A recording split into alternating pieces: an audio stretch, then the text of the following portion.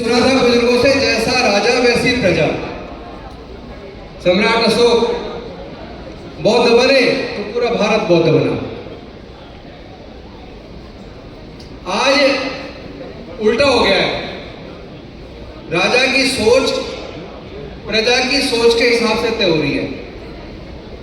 जैसी प्रजा वैसा राजा।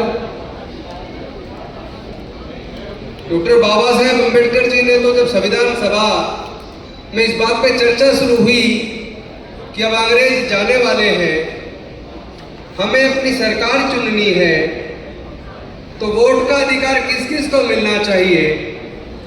संविधान सभा के ज्यादातर सदस्य वोट का अधिकार केवल इनकम टैक्स पेई को देना चाहते थे, बड़े जमींदारों को देना चाहते थे, ग्रेजुएट्स को देना चाहते थे।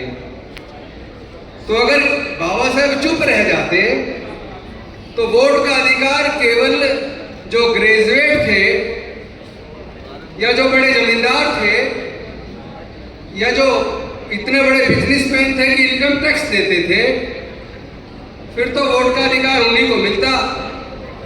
ना महिलाओं को मिलता, ना दलितों को मिलता, ना पिछड़ों को मिलता, ना आदिवासियों को मिलता, ना गरीबों को मिलता। तो सरकारें जो चुन के आती उनको चुनने का काम 5% लोग करते और सरकारें भी उन 5% लोगों के लिए काम करती। लेकिन डॉक्टर बाबा साहेब अम्बेडकर संविधान सभा के सामने अड़ गए। उन्होंने कहा कि देश में रहने वाले तमाम लोग, किसी भी जाति धर्म के हो, अमीर हो या गरीब हो, पढ़े लिखे हो या अनपढ़ हो, सभी लोगों को वोट का अधिकार समान रूप से मिलेगा। 1 मैन 1 वोट 1 वोट 1 वैल्यू। तो वो तो लोगों को वोट का अधिकार और उसकी वैल्यू देकर गए, लेकिन हमने अपने वोट के अधिकार को और उसकी वैल्यू को जीरो कर दिया। क्योंकि हम तो फिर 500 रुपए में, 1000 रुपए में शराब की बोतल में अपनी वोट को बेच रहे हैं। और जब जब न्याय की बात आती है, हक और अधिकार की लड़ाई को लड़ने की बात आती है, जब हिस्सेदारी भागीदारी की बात आती है, जैसा नवीन कुमार जी कह रहे थे कि वो जो कावड़ के दौरान सरकारी आदेश निकला कि भाई जिसका जहाँ ठेला है या दुकान है फल की या सब्जी की खाने की, वो अपना नाम लिखे। तो उसका मकसद केवल मुसलमानों की पहचान करना नहीं था,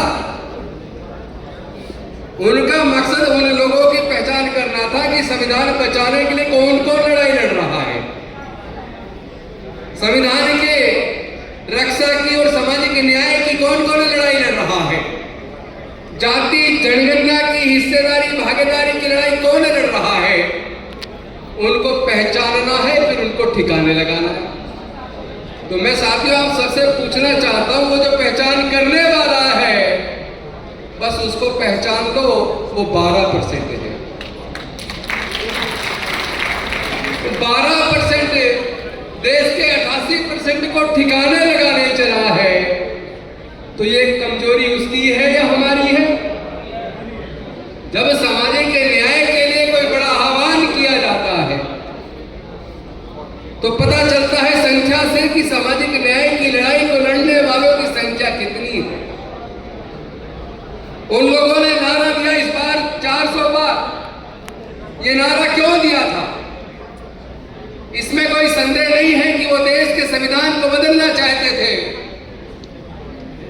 वो लोग संविधान बनाने वालों से नफरत करते हैं, वो सामाजिक न्याय की बात करने वालों से नफरत करते हैं। जिसकी जितनी संख्या भारी उसकी इतनी हिस्सेदारी, इस बात को कहने वालों से नफरत करते हैं। इसीलिए उन्होंने संसद भवन के प्रांगण से डॉक्टर बाबा साहेब अम्बेडकर जी की प्रतिमा को, शिवाजी महाराज की प्रतिमा को, ज्योतिबा फूले जी की प्रतिमा को और उसके साथ साथ बिरसा मुंडा की प्रतिमा को वहां से हटाया और एक किनारे में जाकर लगा दिया। उनको ये लग रहा था कि 400 पार आ जाएगा और हम संविधान को बदल देंगे। जैसा कि उनके बहुत सारे लोग जो चुनाव लड़ रहे थे लोकसभा का या पहले सांसद रह चुके, जो अपने भाषण में बोल रहे थे कि 400 पार मिलेगा तो हम संविधान को बदल पाएंगे, तो ये केवल नारा नहीं था, ये उनका षड्यंत्र था। और उसी षड्यंत्र इस ओवर कॉन्फिडेंट होके कि हम 400 पार लाएंगे, संविधान बदल देंगे, उन्होंने सोचा कि भाई 3 तारीख की रात को एग्जिट पोल आएगा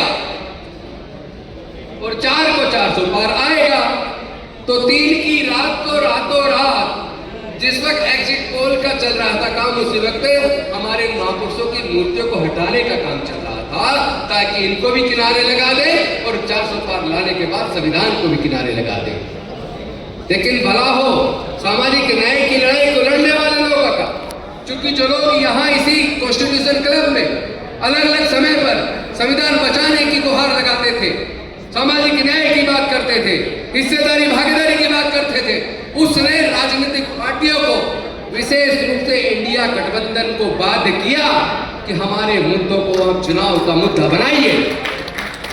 ये हमारी और आपकी सफलता है कि इस कॉन्स्टिट्यूशन क्लब में बार बार जो हमने हैमर किया, तो इंडिया गठबंधन ने जाति जनगणना को भी, सामाजिक न्याय को भी, हिस्सेदारी भागीदारी को भी इस चुनाव का मुद्दा बनाया और इस चुनाव के अंदर उस भारतीय जनता पार्टी को, उस ताकत को, उस तानाशाह को 240 पर रोक दिया और उनका सपना सपना रह गया। लेकिन साथियों, मैं एक बात कहना चाहता हूं, लड़ाई चुनाव तक सीमित नहीं रहनी चाहिए।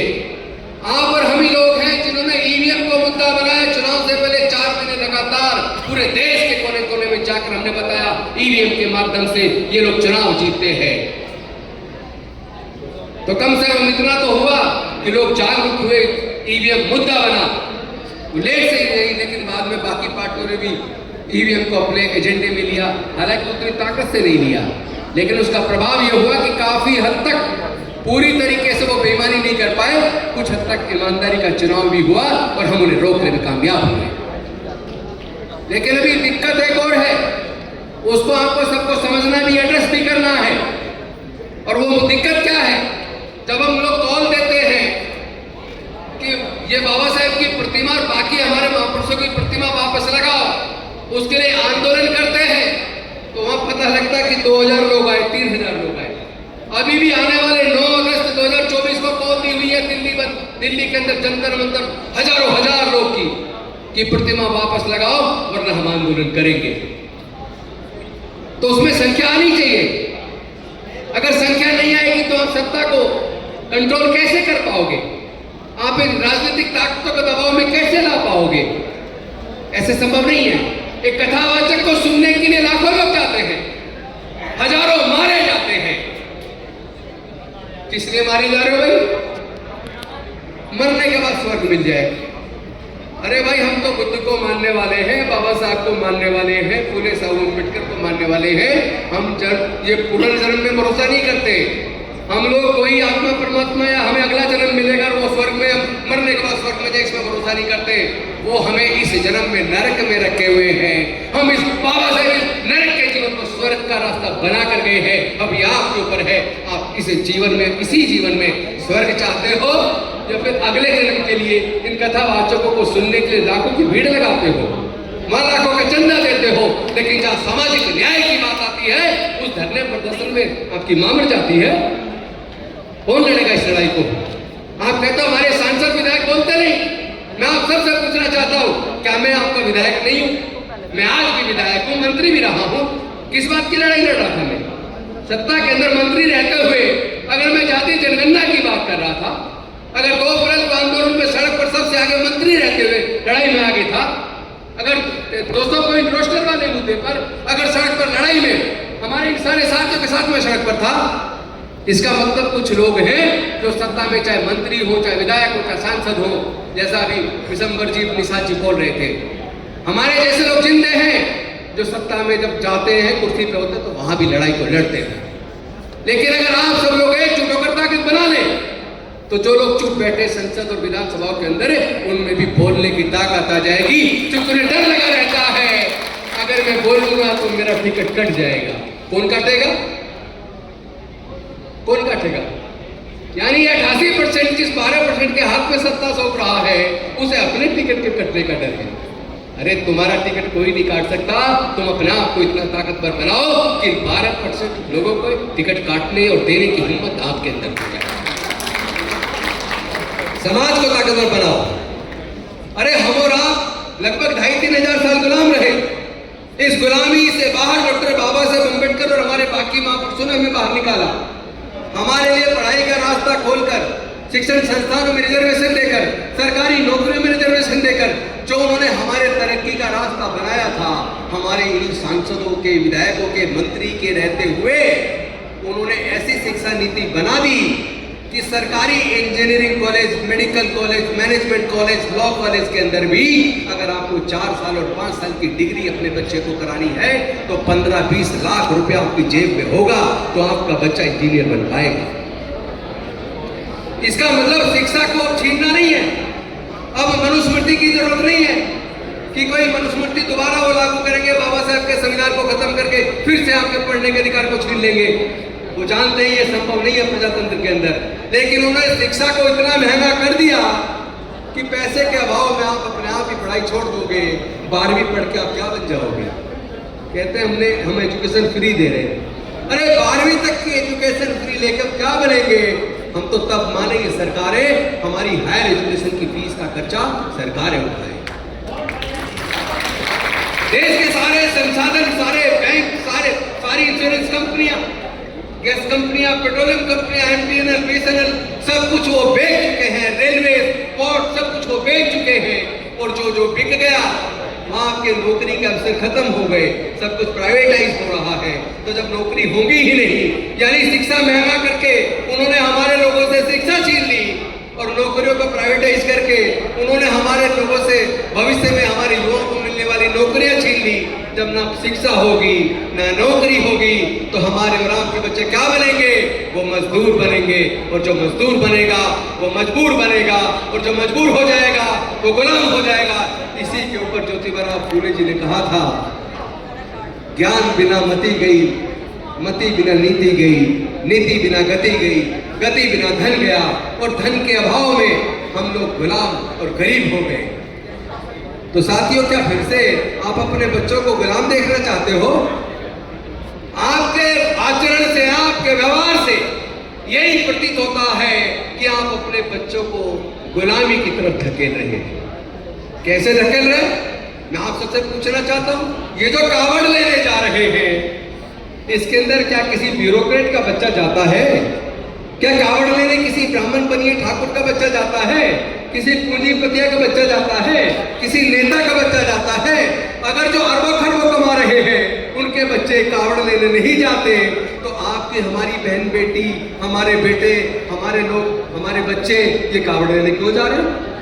जब वो जो पढ़ रहा है वो कावड़ लेने जा रहा तो 20 दिन कम से कम अपनी पढ़ाई मार रहा है, और जो फैक्ट्री में काम कर रहा है, कारखाने में काम कर रहा है, वो अगर कावड़ लेने जा रहा है तो कम से कम 20 दिन की उसकी दाढ़ी मारी जा रही है। और कई बार तो वापस आने के बाद मालिक कहता है तुम्हें कल से आने की जरूरत नहीं, हमने दूसरा रख लिया। तो जहां जाने से तुम्हारी तरक्की नहीं है बल्कि आपकी गरीबी बढ़ रही है। कल ही एक डाटा आया, मैं न्यूज देख रहा था कि इस बार 3 से 4 करोड़ लोग कावड़ लेने जाएंगे, और उसी डाटा में लिखा था कि हर कावड़िया कम से कम भी खर्च लगाए तो 3 से 4 हजार रुपया खर्च करता है, और कावड़ पे का जो व्यापार है 1000 करोड़ का है। भैया किसकी जेब से निकल रहा है 1000 करोड़ और किसकी जेब में जा रहा है? बस ये तय कर लो, ये तय कर लो। कथावाचक कोई भी हो, चाहे वो ब्राह्मण हो, चाहे वो फिर सूरजपाल जाटव हो, ले जाके तो हमको अंधविश्वास और पाखंडवाद में ले जाएगा ना। इन कथावाचकों का बाइकआउट करना होगा, समाज के लोगों को शिक्षा के रास्ते पे लाना होगा, इस कावड़ के रास्ते को तोड़ना होगा।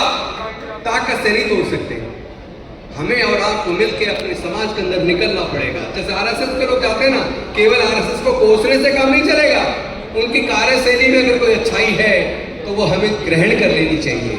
हमें अपने समाज के बीच, अपने गांव देहात में अपने लोगों के बीच जाना पड़ेगा, क्योंकि दलित पिछड़े आदिवासियों के बच्चों का इस्तेमाल धार्मिक जुलूसों में होता है, दलित पिछड़े आदिवासियों के बच्चों का ही इस्तेमाल दंगों में होता है, और दंगे में मरने वाले भी वही, और मारकर जेल जाने भी वही वाले भी वही, और बर्बाद होने वाले भी वही, कावड़ में जाने वाले भी वही, पैसा कमाने वाले भी वही, नौकरी कमाने वाले भी वही। तो भैया हमें ये तो तय करना पड़ेगा ना कि हमें अपने दलित पिछड़े आदिवासी, हमारे गरीब लोगों के घरों में जाके हमें उनका ब्रेन वॉश करना पड़ेगा, उन्हें बताना पड़ेगा तुम्हारा तरक्की का रास्ता कहाँ है। अपने अगले नरक से तो अपने आप को बाहर निकाल के इस जेल को तो स्वर्ग बना दो। बाबा साहेब तो रास्ता बता गए, बुद्ध भी रास्ता बता गए। चलना किसको है? चलना आपको है, कोई आपको जबरदस्ती नहीं ले जाएगा। बुद्ध ने खुद कहा था, जब खुद से पूछा कि क्या जो आपकी बात को सुनता है या आपका जो आपके साथ करता है, क्या वो हर आदमी मोक्ष प्राप्त कर लेता? तथागत बुद्ध ने कहा था, मैं मोक्ष दाता नहीं, मार्ग दाता हूँ। और साथ में उन्होंने कहा कि मैं तो मार्ग बताता हूँ, जो उस मार्ग पे चलेगा उसके जीवन से दुख दूर हो जाएगा, उसका कल्याण हो जाएगा। और जो उस मार्ग पे चलने के बाद दूसरे मार्ग पे चला जाएगा उसका कल्याण नहीं होगा, उसके दुख दूर नहीं होंगे। तो उसी प्रकार आपको तय करना है कि समाज को अंधविश्वास से, पखंडवाद से बाहर निकालना है कि नहीं निकालना।